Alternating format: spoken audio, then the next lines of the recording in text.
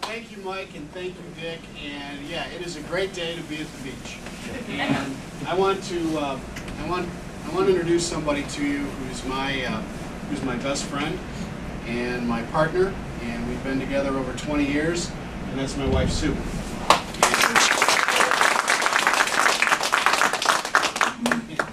And we were at Radham's Farm Supply earlier this morning.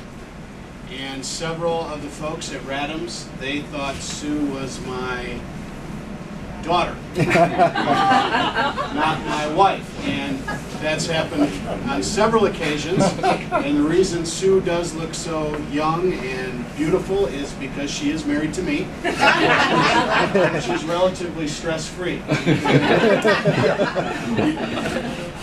We started at Radham's Farm Supply this morning at 7 o'clock. Because we wanted to meet with the farmers and the growers of Berrien County.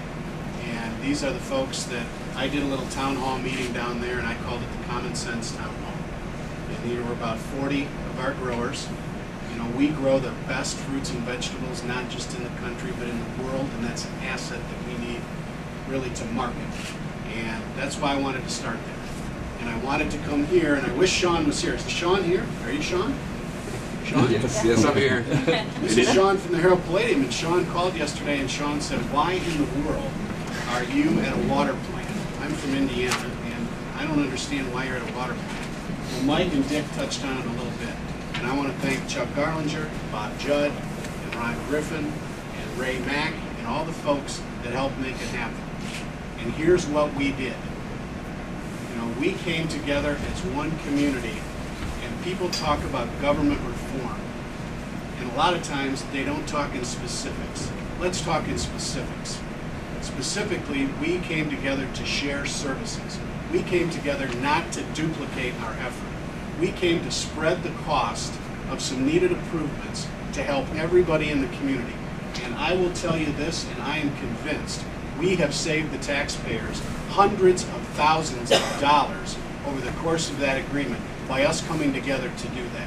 And we did it because we didn't care who got the credit. And I was proud to be part of that leadership team, but there were a lot of other folks at the table. And we came together and we made that happen, and it's good for the taxpayers. And that's why I'm here at the water plant today. That's why I wanted to make that announcement here. Because when we look at the challenges that we have in the state of Michigan, and folks talk about reforms, let's talk about specific things we can do. And this was a specific thing that we did here. We came together on a shared service. We came together to save taxpayers money. We need to do that in Michigan now. We know we've got a lot of challenges. What I've been telling folks and responding to emails on Facebook, and we've got our website up and all of these other things that are happening. But before I continue, I want to thank all the local elected officials who are here today. Times are tough, and we've got to make some tough choices. And there's going to be some tough choices made in Lansing, believe me. There's going to be some tough choices, and I'm going to talk about how that's all going to work. But my theme is, it is time for a Michigan comeback. And let me explain what I mean by that. Now, some of you know, and Mike mentioned, that I do a little bit of sports broadcasting. And I'm going to be fair and balanced here when I talk about a comeback. Because I was over at Lakeshore Drive, there's a place called Dickinson Stadium in October, and it was cold. It wasn't as cold as it is today. And I'll tell you what, those St. Joe Bears were marching up and down the field, and they were whipping the Lakeshore Lancers pretty good. And it was 28-10 at halftime.